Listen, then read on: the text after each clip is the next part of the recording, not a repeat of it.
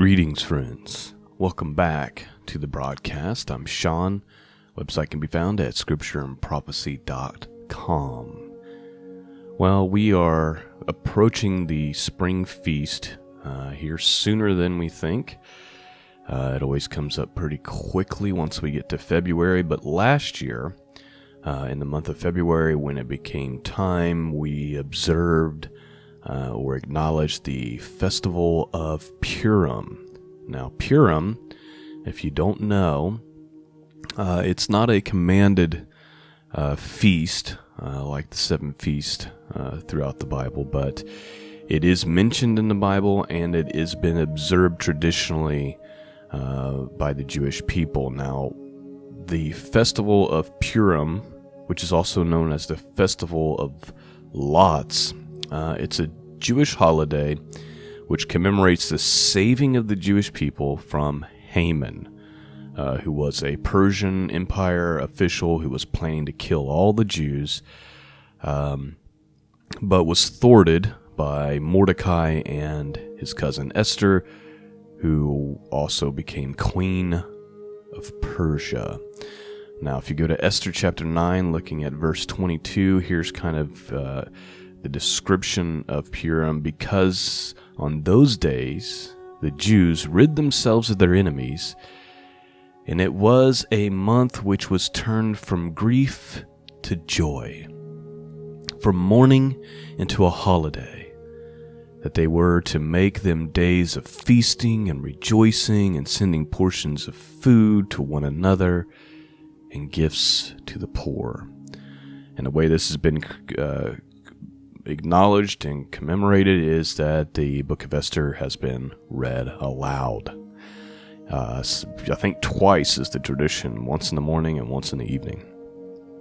A couple of cool things to acknowledge about the book of Esther. Number one, the name of God does not appear. God is actually never mentioned or referred to in this book, which is kind of strange. There's a lot of theories about why that is, but the truth is we don't know.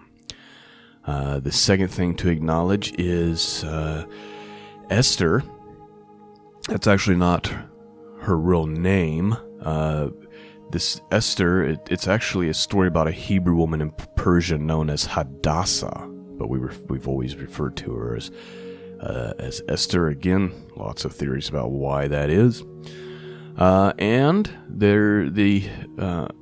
as far as the scriptures itself, the Septuagint version of Esther actually includes 6 extra chapters. Now, the Septuagint was the Bible that was most commonly, it was the canon of the day during the time of Jesus and the disciples. In fact, there's evidence and proof that sometimes when scripture is quoted in the New Testament, it's quoted directly out of the Septuagint version. So it's not like it was some obscure version. It was the most common translation that was circulating at that time as far as like a canonized version of the Bible.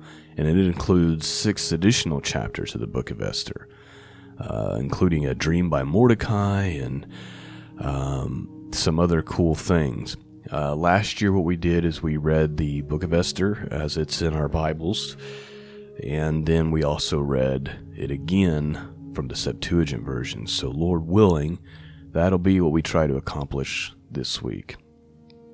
All right, so now that you got a background, you know a little bit about the book of Esther, you know, the other thing to note is the king of Persia, historically has been identified, so his name is Ahasuerus, but historically he's been identified as the King Xerxes, so the famous Persian King Xerxes who had conquered like basically the known world at the time. The movie 300 is based off of that time period when King Xerxes was literally held off by 300, right? So that's who it's believed that it's dealing with. We don't know for sure, but that's kind of a very common historical thought. All right. The goal this morning will be to read about half of the book of Esther, and then we'll read the other half later on this week, and then hopefully we can get to the Septuagint version.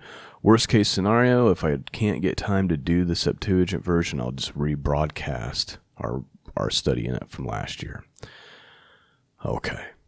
Without further delay, we're going to use the King James Bible. Let's read the book of Esther, half today and hopefully half on Wednesday. I pray that you'll be blessed by it, and that it's going to speak to you. One of the themes that we've talked about a lot this year is how in the book of Proverbs and in the Psalms it talks about how the wicked lay traps for the righteous, and they fall into them themselves.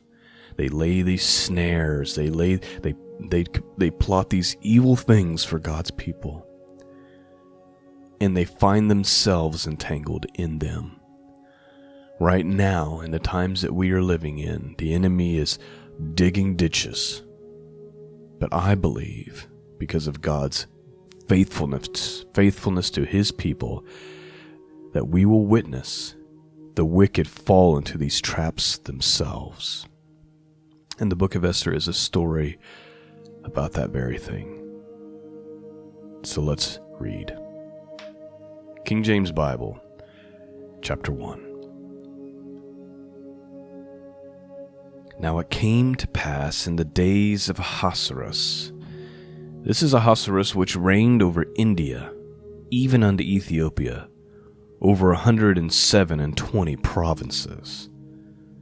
That in those days when the king Ahasuerus sat on the throne of his kingdom, which was in Shushan, the palace, in the 3rd year of his reign, he made a feast unto all the princes, his servants, the power of Persia and Media, the nobles and princes of the province being before him. When he showed the riches of his glorious kingdom, and the honor of his excellent majesty many days, even 180 days. And when these days were expired, the king made a feast unto all the people that were present in Shushan, the palace, both unto great and small, 7 days in the court of the garden of the king's palace, where were white, green, and blue hangings fastened with cords of fine linen, and purple and silver rings, and pillars of marbles. The beds were of gold and silver upon the pavement of red, and blue and white and black marble. And they gave them drink in vessels of gold, the vessels being diverse one from another, and royal wine in abundance according to the state of the king. And the drinking was according to the law, none did compel. For so the king had appointed to all the officers of his house that they should do according to every man's pleasure. Also Vashti, the queen, made a feast for the women in the royal house, which belonged to King Ahasuerus.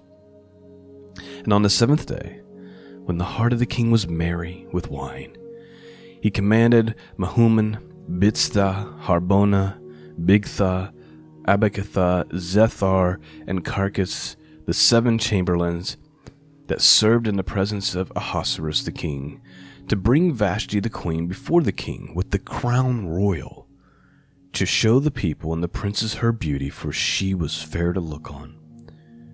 But Queen Vashti refused to come to the king's commandment by his chamberlains. Therefore was the king very wroth, and his anger burned within him. All right, let's take a minute. First off, King Xerxes, or I just called him King Xerxes. King Ahasuerus was throwing this massive celebration that went on like 6 months, okay? And at the end of it, he has this big, huge to-do, right? I mean, each of the princes and stuff are given a golden cup to drink wine out of. Each golden cup is, like, different from the other. Golden beds, like, just imagine the most extravagant party ever thought of. That's thrown to show the majesty and the power of Persia in this celebration. Now the king had this just incredibly beautiful wife. Now a lot of times when this is read, especially by Christians, it's made out to be, especially by American Christians in modern times, it's made out to be like Ahasuerus is doing this terrible, scandalous thing that he wants his wife to come out and like do some type of sexual performance or something in front of everyone. That is not what the scriptures are saying at all. It's a celebration of her and her beauty. If you look, it says that he commanded that Vashti the queen be brought before him with the crown royal. So in other words, this is a big celebration of her and her beauty. She was beautiful. He wanted to show off his beautiful wife and have her brought in with the crown royal. So it's really, in the context of the scripture, it's really just a celebration of her and her beauty, but she refuses to come for whatever reason. And of course, this sets the king off, and it sets the stage for what's going to happen next. Verse 13. Then the king said to the wise men, which knew the times, for so was the king's manner towards all that knew the law and judgment. And the next unto him was Karshaniah, Shethar, Admathah, Tarshish, Merez, Marsena, and Memucan, the servant princes of Persia and Media, which saw the king's face, and which sat first in the kingdom. What shall we do unto the queen Vashti according to the law, because she hath not performed the commandment of the king Ahasuerus by the chamberlains? And Memucan answered before the king and the princes, Vashti the queen hath not done wrong to the king only, but also to the princes and to all the people that are in the provinces of King Ahasuerus. For this deed of the queen shall come abroad unto all women, so that they shall despise their husbands in their eyes. When it shall be reported, the king Ahasuerus commanded Vashti the queen to be brought in before him, but she came not. Likewise shall the ladies of Persia and Media say this day unto all the king's princes which have heard of the deed of the queen, thus shall there arise too much contempt and wrath. If it please the king, let there go a royal commandment from him, and let it be written among the laws of the Persians and the Medes, that it not be altered, that Vashti came no more before the king Ahasuerus, and let the king give her royal estate unto another that is better than she. And when the king's decree he shall make shall be published throughout all his empire, for it is great. All the wives shall give to their husbands honor, both great and small. And the saying pleased the king and the princes, and the king did according to the word of Memucan. For he sent letters into all the king's provinces, into every province according to the writing thereof, and to every people after their language, that every man should bear rule in his own house, and that it should be published according to the language of every people. Chapter 2. After these things, when the wrath of King Ahasuerus was appeased, he remembered Vashti, and what she had done, and what was decreed against her. Then said the king's servants that ministered unto him, Let there be fair young virgins sought for the king, and let the king appoint officers in all the provinces of the kingdom, that they may gather together all the fair young virgins unto Shushan the palace, to the house of the women, unto custody of Hegi the king's chamberlain, keeper of the women, and let their things be purification be given them. And let the maiden which pleases the king be queen instead of Vashti. And the thing pleased the king, and he did so. Now in Shushan the palace there was a certain Jew whose name was Mordecai, the son of Jair, the son of Shimei, the son of Kish, a Benjamite, who had been carried away from Jerusalem with the captivity which had been carried away with Jeconiah king of Judah, whom Nebuchadnezzar the king of Babylon had carried away. And he brought up Hadassah, that is, Esther, his uncle's daughter, for she had neither father nor mother. And the maid was fair and beautiful, whom Mordecai, when her father and mother were dead, took for his own daughter. So it came to pass, when the king's commandment and his decree was heard, and when many maidens were gathered together unto Shushan the palace, to the custody of Hegi, that Esther was brought also unto the king's house, to the custody of Haggai, keeper of the women. And the maiden pleased him, and she obtained kindness of him. And he speedily gave her things for purification, which such things as belonged to her, and 7 maidens which were to meet to be given her, out of the king's house. And he preferred her and her maids unto the best place of the house of the women. Esther had not showed her people nor her kindred, for Mordecai had charged her that she should not show it. So please note, Esther, one of the most beautiful women in the land, is gathered with the other young virgins, and she's being given special favor by the leader of the women's house, as far as purification and all of that is concerned. But she has not revealed that she is of Hebrew descent. Mordecai had warned her to kind of keep that to herself. Okay. So Esther had not showed her people nor her kindred, for Mordecai had charged her that she should not show it. And Mordecai walked every day before the court on the woman's house to know how Esther did and what should become of her. Now when every maid's turn was come to go to King Ahasuerus, after that she had been 12 months according to the manner of women, for so there were days of their purifications accomplished, to wit 6 months with oil of myrrh, and 6 months with sweet odors, and with other things for the purifying of the women. So please note, this is a 12-month process before they're even brought to the king. Imagine that. Verse 13, Then thus came every maiden unto the king, whatsoever she desired was given to her, to go with her out of the house of women unto the king's house. In the evening she went, and on the morrow she returned into the second house of the women, to the custody of Shahagas, the king's chamberlain, which kept the concubines. She came in unto the king no more, except the king delighted in her, and that she were called by name. Now when the turn of Esther, the daughter of Ahibanel, the uncle of Mordecai, who had taken her for his daughter, was come to go into the king, she required nothing but what Haggai the king chamberlain, the keeper of the women, appointed. And Esther obtained favor in the sight of all of them that looked upon her. So Esther was taken unto the king Ahasuerus, into the house royal, in the 10th month, which is the month Tebeth, in the 7th year of his reign. And the king loved Esther above all the women, and she obtained grace and favor in his sight more than all the virgins, so that he set the royal crown upon her head, and made her queen instead of Vashti.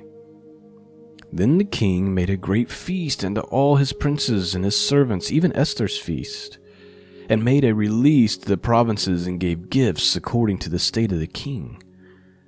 And when the virgins were gathered together the second time, then Mordecai sat in the king's gate.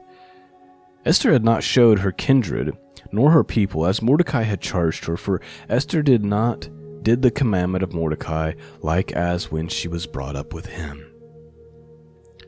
In those days, while Mordecai sat in the king's gate, 2 of the king's chamberlains, Bigthan and Teresa, of those which kept the door, were wroth, and sought to lay hands on King Ahasuerus. And a thing was known to Mordecai, who told it unto Esther the queen, and Esther certified the king thereof in Mordecai's name. And when the inquisition was made of the matter, it was found out. Therefore they were both hanged on a tree, and it was written in the book of the Chronicles before the king. And that's the end of chapter 2. Let's kind of recap that a little bit. So Esther is selected as queen. Mordecai, who overhears, he actually works in the palace. He sits at the king's gate, and he overheard 2 of the king's chamberlains, who were, for whatever reason, angry with the king and were plotting to kill him. So he lets Esther in on that, and then Esther tells the king. And so you can imagine the favor that Mordecai and Esther would gain in the king's eyes, right? And it says it's recorded in the Chronicles of the King. Let's move on to chapter 3. After these things did King Ahasuerus promote Haman, the son of Hammedatha, an Agagite, and advanced him to set his seat above all the princes that were with him. All of the king's servants that were in the king's gate bowed reverence to Haman, for the king had so commanded concerning him, but Mordecai bowed not, nor did him reverence. Then the king's servants which were in the king's gate said to Mordecai, Why transgressest thou the king's commandment? Now it came to pass, when they spake daily unto him, that he hearkened not unto them, that they told Haman to see whether Mordecai's matter would stand, for he had told them that he was a Jew. And when Haman saw that Mordecai bowed not, nor did he reverence, then was Haman full of wrath. And he thought scorn to lay hands on Mordecai alone, for they had showed him the people of Mordecai, wherefore Haman sought to destroy all the Jews that were throughout the whole kingdom of Ahasuerus, even the people of Mordecai. Okay, so please note, this person named Haman works his way up to the top, and so he is basically the second-hand man to the king Ahasuerus. For whatever reason, Haman does not want to give any kind of respect to this guy. Haman originally seeks, I'm going to rid myself of Mordecai. I'm going to have him killed somehow. But it is made known to Haman that Mordecai is a Jew. And so Mordecai says, you know what, I'm going to take this one step further. I'm not only going to have Haman killed, but I'm going to have all the Jewish people killed. So that's how this thing gets started. Verse 7. In the first month, that is the month Nisan, in the 12th year of the king Ahasuerus, they cast pur, that is, a lot before Haman, from day to day and from month to month, to the 12th month, that is the month of Adar. Please note, that's where Purim comes from, or Festival of Lots comes from. Okay? And Haman said unto King Ahasuerus, There is a certain people scattered abroad and dispersed among the people in the provinces of thy kingdom, and their laws are diverse from all people, neither keep they the king's laws. Therefore it is not for the king's profit to suffer them. If it please the king, let it be written that they may be destroyed, and I will pay 10,000 talents of silver to the hands of those that have the charge of business, to bring it to the king's treasuries. And the king took his ring from his hand and gave it unto Haman, the son of Hammedatha, the Agagite, the Jews' enemy. And the king said unto Haman, The silver is given to thee, the people also to do with them as it seemeth good to thee. Then were the king's scribes called on the 13th day of the first month, and there was written to all that Haman had commanded unto the king's lieutenants and to the governors that were over every province, and to the rulers of every people of every province according to the writing thereof, and to every people after their language, in the name of King Ahasuerus was it written, and sealed with the king's ring. And the letters were sent by post into all the king's provinces to destroy, to kill, and to cause to perish all Jews, both young and old, little children and women, in one day, even upon the 13th day of the 12th month, which is the month of Adar, and to take the spoil of them for prey. The copy of the writing for a commandment to be given in every province was published unto all people, that they should be ready against that day. The post went out, being hastened by the king's commandment, and the decree was given in Shushan the palace, and the king and Haman sat down to drink, but the city Shushan was perplexed. When Mordecai perceived all that was done, Mordecai rent his clothes, and he put on sackcloth with ashes, and he went out in the midst of the city, and he cried with a loud and bitter cry. And it came even before the king's gate, for none might enter the king's gate clothed with sackcloth. In every province, whithersoever the king commanded, and his decree came, there was great mourning among the Jews, and fasting, and weeping, and wailing, and many lay in sackcloth and ashes. So Esther's maids and her chamberlains came and told it to her. Then was the king exceedingly grieved, and she sent raiment to clothe Mordecai, and to take away his sackcloth from him, but he received it not. Then called Esther for Hattach, one of the king's chamberlains, who had appointed to attend upon her. and gave him a commandment to Mordecai to know what it was and why it was. So Hatak went forth to Mordecai unto the street of the city, which before the king's gate, and Mordecai told him all of that had happened unto him, and of the sum of money that Haman had promised to pay the king's treasuries for the Jews to destroy them. Also he gave him a copy of the writing of the decree that was given at Shushan to destroy them, to show it unto Esther, and to declare it unto her, and to charge her that she should not go into the king to make supplication unto him. Gave it the decree to her, and to charge her that she should go in unto the king to make supplication unto him, and to make request before him for her people. And Hatak came, and he told Esther the words of Mordecai. Again Esther spake unto Hatak, and gave him commandment unto Mordecai. All the king's servants and the people of the king's provinces do know that whosoever, whether a man or a woman, shall come unto the king into the inner court, who is not called therefore, is one law of his to put him to death, except to whom the king shall hold out the golden scepter, that he may live. But I have not been called to come to the king these 30 days. All right, real quick. So the decree goes out to all the provinces. It's been scribed in every language so that everybody can see clearly what's going to happen, that there's a day coming soon that all the Jews are going to be destroyed. Mordecai, along with all the other Jews and all the other provinces, are fasting and praying. They've put sackcloth on, which is it's both doing the ashes and the sackcloth and fasting is to humble oneself before God. That's the purpose of it.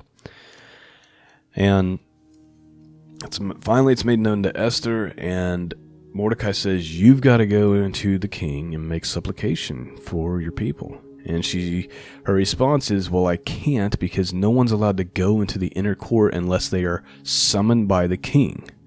And in fact, the law says that if somebody comes to him he's not asked for, and if he doesn't extend his scepter, meaning he accepts them, then they are to be put to death for coming unannounced and uncalled for.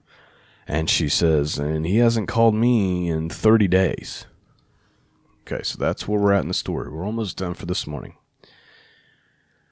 And they told Mordecai Esther's words.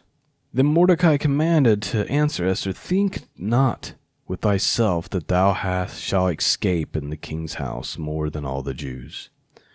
For if thou altogether holdest thy peace at this time, then shall there an enlargement and deliverance arise to the Jews from another place, but thou and thy father's house shall be destroyed. And who know whether thou art come to the kingdom for such a time as this? Please note, obviously that's the most famous line in all of Esther. He's saying, who knows? Maybe the whole point, maybe your destiny, maybe your whole reason for existing is for this moment. God has put you in the perfect place at this time to be the answer to the prayers of all the Jews across all the provinces of Persia who are fasting and praying that they would be delivered from this. Who knows if this is your destination, your predestination from God, your destiny. Verse 15, then Esther bade them return to Mordecai this answer. So here's her response. Go gather together all the Jews that are present in Shushan, and fast ye for me. Neither eat nor drink 3 days, night or day. I also and my maids will fast likewise, so will I go in unto the king, which is not according to the law, and if I perish, I perish. So Mordecai went his way, and did according to all that Esther had commanded him. And that is where we're going to end for this morning. So, Esther's response after hearing those words of Mordecai, after hearing hey, one way or another, deliverance is coming. Don't think that you're going to escape just because you're the queen. This may be the purpose of your existence. And her response is, fine. Please fast and pray. Do not eat, do not drink for 3 days. Myself and my servants, we will not eat and we will not drink for 3 days. And we're going to pray, seeking God's favor and mercy. And then I'm going to go into the king, even though I haven't been called. And if I die, I die. If I perish, I perish. And that is how chapter 4 ends. Lord willing, probably on Wednesday, we will read the second half of this amazing book, this amazing story, the book of Esther. I hope that you've been blessed this morning, and I thank you for your support and your prayers, which I could not do this without. Peace and grace be with all of you, and until next time, God bless.